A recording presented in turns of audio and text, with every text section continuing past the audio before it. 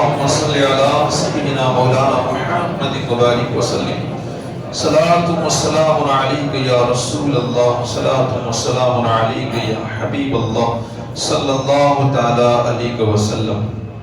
حضرات محترم، بس تھوڑی سی بات ذہن میں رکھے کہ اللہ تبارک و تعالی نے سب سے پہلے ہمارے نبی پاک صلی اللہ علیہ وسلم کے نور کو بنایا۔ اللہ نے چاہا اس نور کو سب سے پہلے ابو البشر حضرت آدم علیہ السلام کی پیشانی میں رکھا، اس کے بعد حضرت شیس علیہ السلام کی پیشانی میں رکھا، اس کے بعد چند نسلوں کے بعد چلتا ہوا یہ حضرت ادریس علیہ السلام کی پیشانی میں آیا، اس کے بعد پھر چند نسلیں چلنے کے بعد پھر حضرت نوح علیہ السلام کی پیشانی میں جلوگر ہوا، اس کے بعد کئی نسلیں چلتا چلتا یہ نور حضرت ابراہیم خلیل اللہ علیہ السلام کی پیشانی میں جلوگر ہوا، اور پھر وہاں سے ان کے بیٹے حضرت اسماعیل ذبیح اللہ علیہ السلام کی پیشانی میں جلوگر ہوا۔ آپ نے دعا کی تھی کہ اللہ اس نبی کو میری نسل سے پیدا فرما۔ حضرت اسماعیل علیہ السلام کے بعد آپ کی نسل چلی، کافی نسلوں میں یہ نور منتقل ہوتا رہا، مگر اس کے بعد کوئی نبی نہیں۔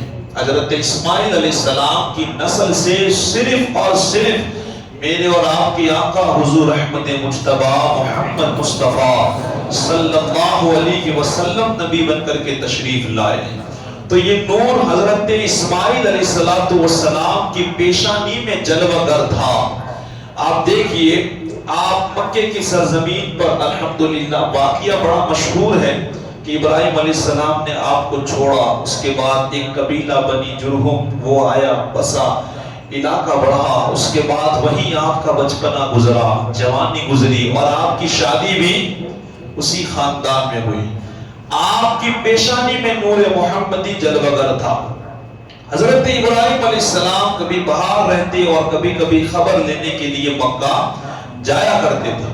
ایک مرتبہ آپ گئے تو حضرت اسماعیل علیہ السلام گھر پہ نہیں تھے، آپ کی بیوی تھی۔ حضرت ابراہیم علیہ السلام کو ان کی بیوی نے نہیں پہچانا، پوچھا کہ حضرت اسماعیل علیہ السلام کہاں ہے؟ کہا وہ باہر کام سے گئے ہیں۔ کہا آپ کون؟ کہا میں ان کی بیوی۔ تو آپ نے ایک بات پوچھی، کہا کہ بیٹا گھر کے حالات کیسے ہیں؟ توجہ کیجئے گا، گھر کے حالات، باتیں اس پر کافی بولنی تھی لیکن اتنا وقت نہیں ہے، اس لیے انشاءاللہ میں گزر جاؤں گا۔ اللہ نے چاہا تو کبھی انشاءاللہ اس پہ دوسری باتیں چھیڑی جائیں گی۔ تو آپ نے کہا کہ بیٹا گھر کے حالات کیسے ہیں؟ کہا کہ صرف اور صرف اس عورت نے شکوے گلے کیے۔ کیا کیا؟ شکوے گلے، ٹھیک نہیں ہے، ایسا ہے ویسا ہے، بہت تکلیف پڑتی، اتنے۔ اب آپ بتائیں ایک نبی کی عورت جب شکوے گلے کیے نا، حضرت ابراہیم علیہ السلام نے جاتے جاتے ایک بات کہی کہ بیٹا تمہارے شوہر آئے نا، ایسا کہنا کہ ایک مسافر آیا تھا، وہ یہ کہہ کے گیا ہے کہ دہلیز بدل دو، دہلیز بدل دو۔ وہ خاتون تو نہ سمجھی، جب حضرت اسماعیل علیہ السلام تشریف لائے تو آپ کو ان کی بات بتائی، کہا ایک مسافر آیا تھا، یہ بول کے گیا ہے کہ دہلیز بدل دینا۔ حضرت اسماعیل علیہ السلام مسکرائے اور کہا تو نہیں جانتی وہ کون تھے؟ وہ میرے بابا حضرت خلیل اللہ تھے۔ تو کہا کہ وہ یہ کیا کہہ کے گئے؟ کہا انہوں نے کہا ہے کہ میں تجھے طلاق دے دوں۔ کیا محبت تھی، کیا تعلیم تھی کہ ابا نے ایک جملہ کہا، عورت نہیں سمجھ سکتی لیکن بیٹا کیسی تعلیم دی ہو، کیسی تعلیم دی ہوگی۔ آج افسوس ہو رہا ہے، بچے مدرسے میں آتے ہیں نا تو بسم اللہ پڑھنا نہیں آتی، پہلا کلمہ پڑھنا نہیں آتا۔ ارے 4 سال 5 سال ماں باپ کی گود میں رہا، ایک کلمہ تک نہ سکھا پائے۔ یار بتائے نا، ایک کلمہ تک نہ سکھا پائے، اس سے A for B for C for D for سب یاد ہے، کلمہ نہیں آتا ہے، بسم اللہ تک وہ نہیں پڑھ پاتا۔ اتنی محنت، میں پوچھتا ہوں ماں باپ اتنا بھی دھیان دینے کو تیار ہے؟ یہاں دیکھیں اللہ اکبر، دور رہتے ہیں لیکن نگاہ کیسی ہے اپنے بچوں پہ۔ حضرت اسماعیل علیہ السلام نے اس عورت کو طلاق دی تھی۔ اب آپ پھر کافی عرصے کے بعد آپ پھر آئے تو تب بھی حضرت اسماعیل علیہ السلام گھر میں موجود نہیں تھے۔ جب نہیں تھے تو دوسری عورت تھی، پوچھا بیٹا کیسے حالات ہیں؟ تو ہر بات پہ وہ اللہ کا شکر ادا کر رہے ہیں، ہر بات پہ، ہر ایسا لگتا تھا جیسے اس کی زندگی میں کوئی تکلیف ہی نہیں ہے، اتنی خوش ہے وہ۔ تو حضرت ابراہیم علیہ السلام نے کہا بیٹا آپ کے شوہر آئے تو بتائیے گا، ایک مسافر آیا ہے اور بول کے گیا ہے کہ دہلیز مت بدلنا۔ جب آپ آئے تو آپ کو خبر دی۔ حضرت اسماعیل علیہ السلام نے کہا کہ جانتی ہو وہ میرے بابا تھے اور یہ کہہ کے گئے ہیں کہ تمہیں کبھی طلاق، کیونکہ حضرت ابراہیم علیہ السلام جانتے تھے نبی کا نور کبھی ایسی عورت میں منتقل نہیں ہو سکتا جو صرف شکوے گلے کرنا جانتی ہو۔ کیا ایسو کی اولاد سے نبی پیدا ہوگی؟ آپ نے طلاق دلوا دی، بیٹا تیرے پشت میں نور محمدی جلوہ گر ہے، تیری پیشانی میں نور، اس کو آگے منتقل ہونا ہے، وہ ظاہر ہونے والا ہے۔ اللہ اکبر، پھر یہ نور آگے بڑھا، یہ آگے بڑھا۔ اس کے بعد کئی نسلیں چلتا چلتا چلتا ایک بزرگ ہے حضرت عدنان رضی اللہ تعالی۔ یہ عدنان کون ہے جن کا پتہ اللہ کے رسول نے خود بتایا۔ جب حضور اپنا نسب نامہ گناتے تو کہاں تک گناتے؟ حضرت عدنان تک۔ تو یہ نور چلتا چلتا حضرت عدنان رضی اللہ تعالیٰ عنہ کی پیشانی میں آیا۔ حضرت عدنان وہ پہلے انسان ہیں جنہوں نے کعبہ شریف پر گلاب چڑھایا تھا۔ سب سے پہلے گلاب چڑھانے والے کون؟ حضرت عدنان۔ آج ہمیں ایک تانا دیا جاتا ہے، ایک تانا، وہ اللہ کے ولیوں کی بھی قدر نہ کر سکے۔ کاش یہ سوچتا کہ کس کے بارے میں بات کرتے ہیں۔ کہتے ہیں کہ ان ولیوں کے مزارات پر چادر کیوں چڑھاتے ہو؟ کیا انہیں دھن لگتی ہے؟ کیا انہیں دھن لگتی ہے؟ اب ہمارا سنی نہیں جانتا تو کہہ دیتا ہے ہاں بھائی دھن لگتی ہے، بول کیا کرے گا۔ لیکن الحمدللہ آپ جواب سنیں، کبھی ملے تو پوچھئے گا، ان سے پوچھئے گا کہ بھئی یہ بتاؤ کہ کعبے پر گلاب کیوں چڑھایا جاتا ہے؟ کیا اسے دھن لگتی ہے؟ کعبے پر کیوں گلاب؟ ان کے گھر میں جا کے دیکھئے گا قرآن پہ جزدان چڑھایا ہے، پوچھئے کیا قرآن کو دھن لگتی ہے؟ کیا قرآن کو دھن لگتی ہے؟ وہ ایک لڑکا کھڑے کھڑے پیشاب کر کے ناپاک ہو گیا، اپنے گھر گیا، اس کا دل چاہا کوئی چوپڑی کتاب پڑھی جائے، یہ نکالی وہ نکالی، آخرکار قرآن ہاتھ میں آ گیا۔ جب نکالا کھولا تو پاؤں کانپنے لگے اور فوراً اس نے رکھ دیا۔ اپنے گھر والوں کو آواز دی یہاں کس نے قرآن رکھا؟ کہاں تمہیں کیا پریشانی ہے، رکھنے کی تو جگہ ہے۔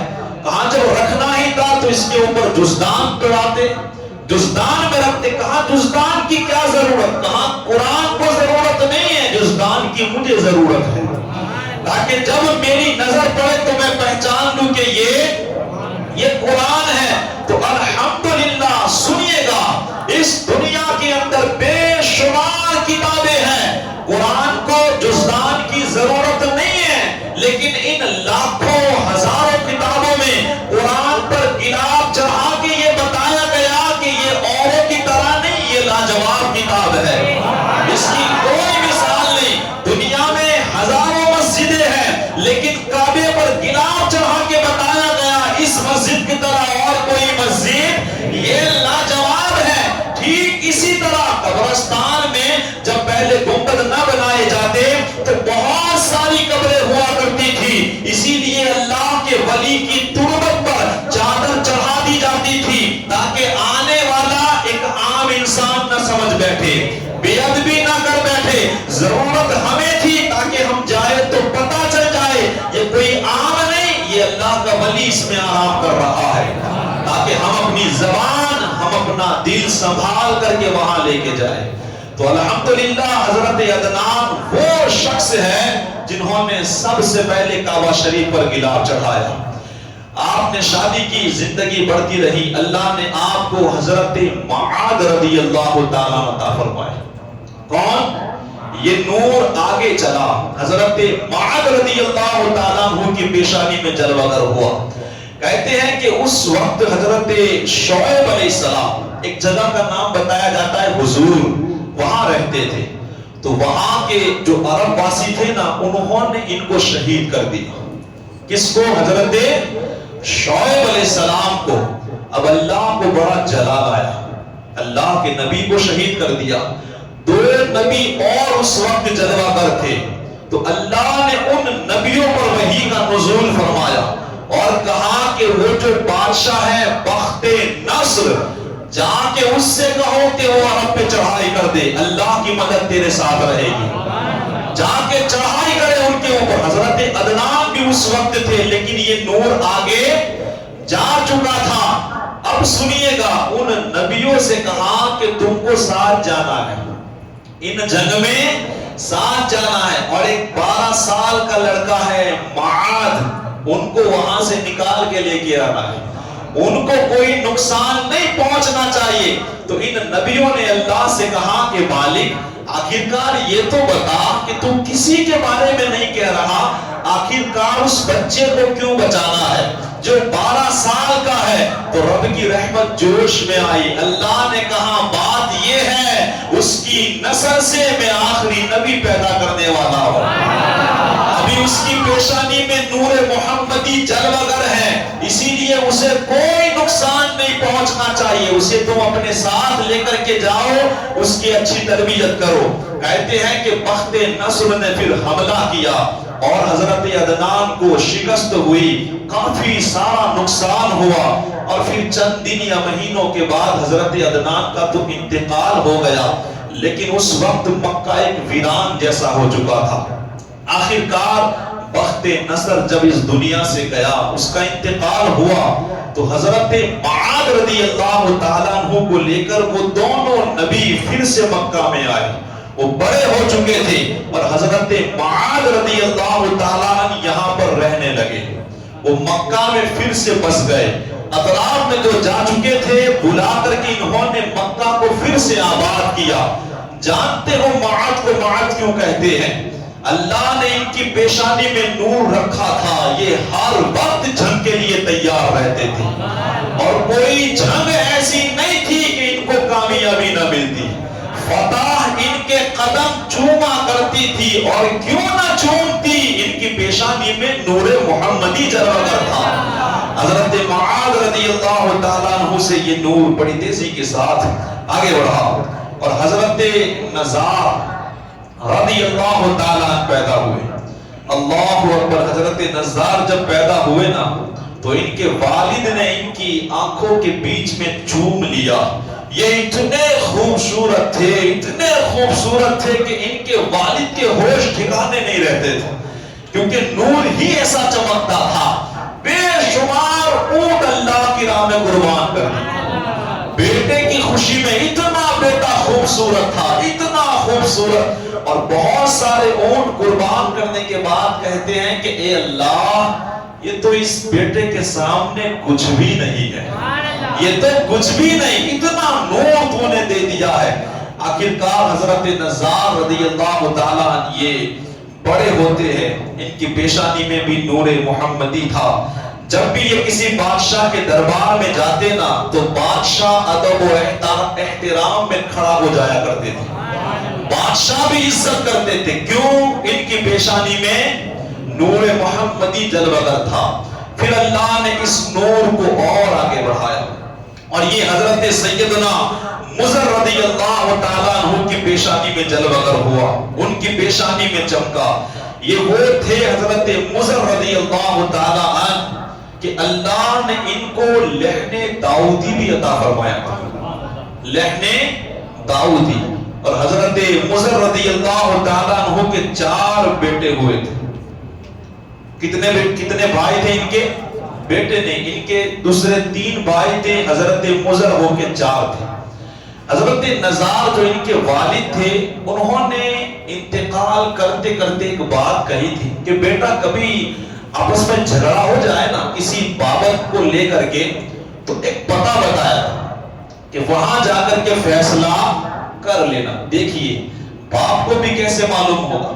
कहा अगर कभी झगड़ा हो जाए तो वहां जाकर के फैसला कर लेना। कहा अब्बा हुजूर ठीक है। कहते हैं कि जब उनके बाप दुनिया से गए चंद दिनों के बाद वाकई इनमें झगड़ा हो गया। जब झगड़ा हुआ, कुछ मिल्कियत की बात थी, कहते हैं कि उनमें 2 काफिर बताए जाते हैं और 2 मौमिन। जब झगड़ा हुआ, इन्होंने कहा चलो ना, हमारे बाप ने हमें एक बंदे का पता बताया है, वहां जाकर के अपना फैसला करा लेते हैं। जब ये चारों लोग चले तो रास्ते में ऐसा इनको महसूस हुआ कि ये घास कोई चढ़ के गया है। हजरत मुज़र रज़ियल्लाहु ताला बोले कि ये ऊंट चढ़ के गया है और ये काना है। जरा इनका ज़हन में आपको बताना चाहूंगा, ये कैसा है? ये काना है। तो दूसरे भाई ने कहा कि ये ऊंट लंगड़ा भी है। तो तीसरा भाई बोला कि ये ऊंट की पूंछ नहीं है, किसी ने काट दी है। तो चौथा भाई बोला ये भागा हुआ है, ये भागा हुआ है। अब थोड़ी दूर गए कि एक बंदा मिला और उसी ने पूछ लिया क्या तुमने मेरा ऊंट देखा है? हजरत मुज़र बोले क्या वो काना है? कहा हाँ वो काना है। दूसरे बोले क्या वो लंगड़ा है? कहा हाँ वो लंगड़ा है। तीसरे बोले क्या वो भागा हुआ है? कहा हाँ भागा हुआ है। तो चौथे बोले क्या उसकी पूंछ कटी हुई है? कहा हाँ पूंछ कटी हुई है। कहा जल्दी बताओ मेरा ऊंट कहाँ है? कहा हमने नहीं देखा है, हमने। वो कह रहा है यार अजीब बात है, आगे से देखा कि काना है, पीछे से भी देख लिया पूंछ कटी है, निशानियां बता रहे हो और कह रहे हमने नहीं देखा। कहा वाकई हमने नहीं देखा। कहा तुम कहां जा रहे हो? कहा हम तो अपना ही फैसला कराने जा रहे हैं। कहा मैं भी तुम्हारा मुकदमा दर्ज करता हूं। वो भी साथ में चला। अब जो बंदा था बड़ा मशहूर था, गया, वो ऊंट वाले ने अपनी बात पहले रखी। कहा कि इन्होंने मेरा ऊंट देखा है लेकिन दिखाने के लिए तैयार नहीं हो रहे हैं। तो उसने पूछा कि भाई तुमने ऊंट देखा है? कहा नहीं हमने ऊंट देखा नहीं है। तो कहा फिर तुम निशानी कैसे बता रहे हो? तो हजरत मुज़र कहते हैं कि मैंने देखा एक रास्ते से घास चढ़ी हुई है और दूसरे तरफ घास सही सलामत है। मैं समझ गया ये काना है इसलिए इधर उसको दिखता नहीं है। दूसरे भाई से पूछा तुमने कैसे कहा ये लंगड़ा है? वो बोले कि मैंने देखा उसके कुछ पांव के निशान सही पड़ रहे थे और कुछ नहीं दिखाई दे रहे। मैं समझ गया कि ये लंगड़ा है इसीलिए एक पांव सही नहीं पड़ रहा है। तो तीसरे से पूछा तुमको कैसे पता कि इसकी पूंछ नहीं है? वो बोले कि मैंने देखा इसकी जो मैंगनियां थी ना वो बिल्कुल सही सलामत थी। अगर पूंछ होती वो हिलाता तो वो कुछ ना कुछ तो टूटती, लेकिन सही सलामत थी। मैं समझ गया इसकी डूब नहीं है। तो चौथे से पूछा कि तुमने कैसे कहा कि ये भागा हुआ है? कहा मैंने देखा ये थोड़ी खाता है, थोड़ी आगे से खा रहा है, थोड़ी छोड़ दे रहा है, ये घबरा रहा है इसीलिए सही तरह चढ़ता नहीं। मैंने कहा जरूर ये भागा हुआ है। उस बंदे ने कहा कि ओ ऊंट वाले जा अपना ऊंट तलाश कर, इन्होंने वाकई नहीं देखा है। उसके बाद वो पूछने लगा आप हो कौन और यहाँ क्यों आए हो? कहा हम हजरत नज़्ज़ार के बेटे हैं और अपना फैसला कराने के लिए आए हैं। वो बंदा कहने लगा अरे इतने होशियार हो, बगैर देखे पता लगा लेते हो और मेरे पास फैसला। कहा हाँ हमारे बाप ने तुम्हारा ही पता बताया। उसने कहा चलो ठीक है पहले आपकी दावत हो जाए फिर आपका फैसला हो जाएगा। कहते हैं कि गोश्त वगैरह पका था उन्होंने खाया, अंगूर की शरबत या फिर वो शराब बनी हो, होता है ना, हो सकता है कि उस दौर में पीते हो, उनकी शरीयत में जायज हो। जैसे हमारे इस्लाम में शुरुआत में लोग शराब पीते थे, उसके बाद अल्लाह के रसूल ने इसे हराम कर दिया। सहाबा की क्या मोहब्बत थी कि फिर इन्होंने हाथ तक नहीं लगाया। काश अल्लाह हमें वो मोहब्बत अता फरमा दे। तो कहते हैं कि जब इन्होंने दावत खा ली, दावत खाने के बाद फिर हजरत मुज़र बोले काश इस शराब की बेल एक कब्र पे न उगी होती। क्या बोले? वो बंदा सुन के हैरान हो गया, काश इस अंगूर की बेल कब्र पे ना उगी होती। تو دوسرا بھائی بولا کاش اس گوشت، یہ جو بکری ہے نا جس کو پالا گیا تھا، کاش اس بکری نے کتیا کا دودھ نہ پیا ہوتا۔ وہ پھر حیران ہو گیا۔ پھر تیسری بات بولی کہ کاش جس نے دعوت کھلائی اتنا اچھا انسان ہے، کاش اس کا باپ کوئی دوسرا نہ ہوتا۔ اور پھر چوتھا بولا کاش یہ فالتو باتیں ہم یہاں نہ کرتے۔ اب وہ سن کے دنگ رہ گیا تھا، وہ فوراً اٹھا، سب سے پہلے اپنی ماں کے پاس گیا اور ماں کو جا کر کے پوچھا کہ امی جان بتاؤ میں کس کی اولاد ہوں، میرا باپ کون ہے، سچ بتانا۔ ماں نے کہا بیٹا دراصل تیرے باپ کے پاس بڑی ملکیت تھی، اولاد نہیں ہو رہی تھی تو میں نے کسی اور سے کالا منہ کرایا اور تو اسی سے پیدا ہوا ہے۔ وہ دنگ رہ گیا۔ کہا یہ بتاؤ کہ یہ شراب کہاں سے لائی؟ کہا تیرا باپ کا انتقال ہو گیا تھا تو میں نے انگور کی ویل بوئی تھی، آج اسی پہ انگور لگے ہیں تو وہیں سے لے کے آئی ہوں۔ وہ پھر حیران، وہ پھر گیا اپنے چرواہے کے پاس، کہا کہ جو بکری آج ذبح کی ہے بتا اس کو بڑا کیسے کیا؟ کہا جب یہ اس کی ماں نے جب اس کو جنا نا تو فوراً اس کی ماں مر گئی، اب اس کو دودھ پلانے کی ضرورت تھی، پاس میں ایک کتیا تھی تو میں نے اس کے دودھ سے اس کو بڑا کیا۔ وہ بندہ حیران تھا یار کیسے لوگ ہیں۔ اس کے بعد اس نے اپنا فیصلہ سنا دیا، لیکن مصنف علیہ رحمہ لکھتے ہیں کہ یہ حضور کے آبا و اجداد نے، اللہ نے ان کو اتنا ذہن دیا تھا، انسان کو دیکھ کے بتا دیتے ہیں، شراب کو دیکھ کے بتا دیتے ہیں، کھا کے بتا دیتے ہیں کہ یہ کہاں سے آئی ہے۔ ذرا سوچے جن کے پاس صرف نور ہے ان کی شان یہ ہے، تو جو نورن علی نور ہے اس کی شان کا عالم کیا ہوگا، اس کا مقام کیا ہوگا، ان کے آبا و اجداد کا یہ مقام، ان کو اتنی رحمت اتنا فیض ملا تو اس نبی کی شان کیا ہوگی۔ اللہ اکبر۔ آخرکار حضرت مصر رضی اللہ تعالی، ان کے بارے میں کافی لوگوں کا ادھر ادھر کا خیال ہے، لیکن اللہ کے پیارے رسول صلی اللہ علیہ وسلم کی حدیث پاک ہے، حضور فرماتے ہیں مضر کو برا نہ کہو وہ مومن تھا۔ کیا کہا ہے؟ اور حضرت اسماعیل علیہ السلام کے دین پر تھا، اس لیے ان کو برا بھلا مت کہو۔ اس کے بعد حضرت مضر رضی اللہ تعالیٰ عنہ سے یہ نور چلا۔ حضرت اسماعیل علیہ السلام جلوگر ہوئے، اللہ نے ان کی پیشانی میں رکھا۔ حضرت اسماعیل، حضرت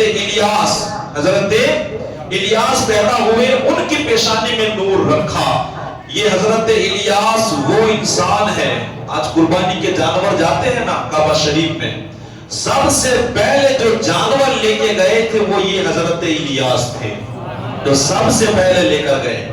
اور جب یہ بھی دنیا سے گئے اور ان کا انتقال ہوا، ان کے حوالے سے میرے آقا ارشاد فرماتے ہیں کہ لا تسب الیاس فإنه كان مؤمنا وكان في العرب مثل لقمان الحکیم فی قومی۔ آقا فرماتے ہیں کہ الیاس کو برا نہ کہو، وہ دین ابراہیم پر ان کی موت ہوئی ہے اور ان کی قوم میں ان کی شان ایسی تھی جیسے لقمان کی شان ان کی قوم میں ہوا کرتی تھی۔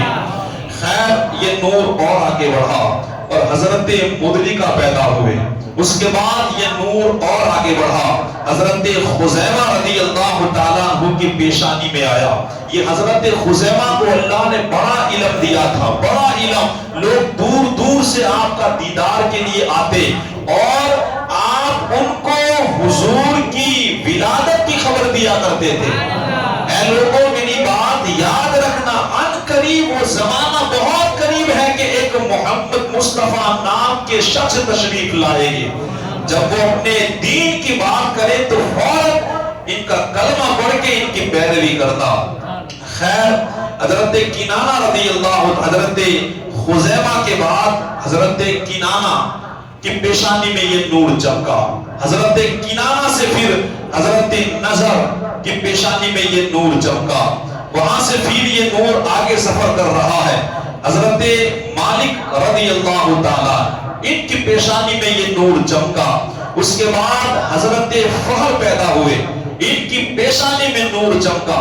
میں تیزی کے ساتھ اسی لیے گزر رہا ہوں کہ انشاءاللہ وقت ہمارے پاس بڑا کم ہے. حضرت فہر اللہ اکبر ان کی بڑی شان ہے، یہ بڑی طاقت کے مالک تھے. ان کے زمانے میں ایک بادشاہ تھا حسان بن عبد الکلال الحمیری. اس کی کیا نیت تھی جانتے ہو کہ یہ حجر اسود، یہ مقام ابراہیم، اس کعبے کو اٹھا کر کے لے جاؤ اور یمن میں لے جاؤ تاکہ وہاں لوگ آئے. اس الحمیری کا مقصد یہ تھا. تو اس نے ایک بہت بڑے دستے کے ساتھ یہ قدم بڑھایا کہ چلو کعبے کو اکھاڑ کے لے آتے ہیں. حضرت فہر حضور کے داداؤں میں اس وقت حضرت فہر رضی اللہ تعالیٰ تھے. ان کو جب پتا چلا کہ وہ آگے بڑھ رہا ہے تو آپ نے ایک فوج کا دستہ تیار کرا لیا. اگل بغل کے جتنے قبیلے والے تھے ان کو اپنے جھنڈے کے نیچے کر لیا اور اس شان سے لڑے کہ الحمیری کو اللہ نے شکست دے دی اور اس کو قید کر لیا گیا. الحمدللہ آپ کو کامیابی کیوں نہ ملتی، آپ کی پیشانی میں نور محمدی جلوہ گر تھا. آپ دیکھیں کعبے کی حفاظت کی باری آئی، آپ نے ضرور کی ہے.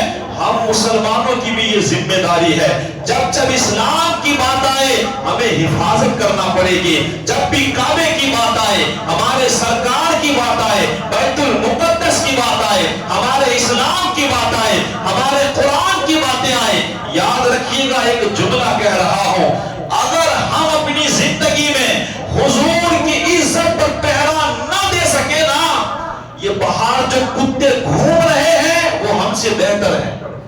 یہ سور، یہ کتے جو گلیوں میں گھومتے ہیں نا، میں سمجھتا ہوں مجھ سے اچھے ہیں اگر حضور کی ناموس پہ میں پہرا نہ دے سکوں، ایک غیر کو میں ایک جملہ نہ کہہ سکوں. آج دیکھیں ہندوستان کے کیا حالات ہیں، کیا ہمارے نبی ان کو کون حق دیتا ہے کہ وہ ہمارے دین کی بات کریں. خیر، بس کہنے کا مقصد یہ ہے ضروری ہے کہ ہم اپنے دین پر پہرا دیں. اس کے بعد حضرت فہر سے یہ نور چلتا ہوا حضرت غالب رضی اللہ تعالیٰ عنہ کی پیشانی میں آیا. حضرت غالب سے یہ نور چلا حضرت لوئی رضی اللہ تعالیٰ عنہ کی پیشانی میں چمکا. وہاں سے یہ نور آگے بڑھا حضرت کعب رضی اللہ تعالیٰ عنہ کی پیشانی میں چمکا. حضرات محترم، یہ کعب یہ بہت بڑی شخصیت مانی جاتی ہے اور جمعہ کے دن اپنے قبیلے والوں کو اکٹھا کر کے اللہ کی توحید کا پیغام دیتے، موت سے ڈراتے، صدقہ دینے کی بات کرتے، غریبوں کی بات کرتے، آخرت کی تیاری کا حکم دیتے اور کہتے کہ ان قریب ہماری نسل سے ایک احمد نام کے نبی تشریف لانے والے. جب وہ تشریف لے آئے تو ان کی پیروی جلدی سے کرنا یہ لوگوں کو پیغام دیا کرتے. اور الحمدللہ یہاں آ کر کے حضرت سیدنا فاروق اعظم کا نسب نامہ مل جاتا ہے. حضرت فاروق اعظم کا نسب یہاں مل جاتا ہے. اس کے بعد یہ نور اور آگے چڑھا، حضرت مرہ پیدا ہوئے. حضرت مرہ الحمدللہ یہ حضور کے چھٹے دادا ہیں. کون سے دادا ہیں؟ اب انشاءاللہ ولادت کے بڑے قریب آ گئے ہیں. یہ کون سے نمبر کے دادا ہیں؟ چھٹے. اور ایک خوشخبری یہ بھی سناؤ، ابو بکر سے آپ نہ جلا کریں، آپ کے جلنے سے کچھ نہیں ہوگا. ان کی غلامی کا پٹا اپنے گلے میں ڈالے. حضور کے بھی چھٹے دادا ہیں، ابو بکر صدیق کے بھی یہ چھٹے دادا ہیں.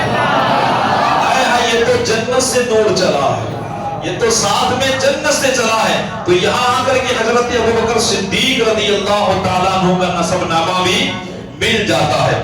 اس کے بعد یہ نور چلتا ہوا حضرت کلاب کی پیشانی میں آیا اور حضرت کلاب اور حضور صلی اللہ علیہ وسلم کے یہ گویا پانچویں دادا ہے.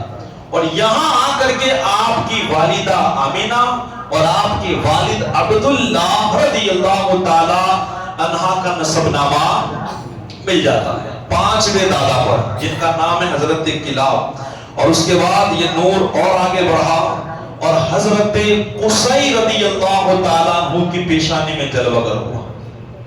گویا یہ کون سے نمبر کے دادا ہیں؟ چوتھے. اب وقت انشاءاللہ بالکل نہیں ہے، دو باتیں کہہ کے اپنی بات کو میں ختم کر دوں. حضرت قصی رضی اللہ تعالیٰ عنہ کی زندگی سننے لائق ہے. آپ کے حوالے سے کچھ باتیں میں ضروری ہے جو انشاءاللہ سمجھنے لائق ہیں اور سننے والی باتیں ہیں، کیونکہ یاد رکھیے گا حضرت قصی کی پیشانی میں نور محمدی جلوہ گر ہے۔ زمزم کا کنواں مکے میں نہیں ہے، ابھی زمزم کا کنواں نہیں ہے، وہ بالکل ختم ہو گیا، کسی کو نہیں معلوم کہ یہاں زمزم نام کی کوئی چیز تھی۔ دوسری بات، مکہ کس نے بنایا؟ کعبہ ابراہیم علیہ السلام اسماعیل علیہ السلام نے بنایا، تو گویا وہی کہ وہ متولی اور ٹرسٹی وہی لوگ تھے، انہوں نے ہی بنایا۔ لیکن ان کی نسل کو کچھ قبیلے والوں نے جھنگ کر کے مکے سے بھگا دیا تھا، اور وہ چابی ان کے پاس تھی۔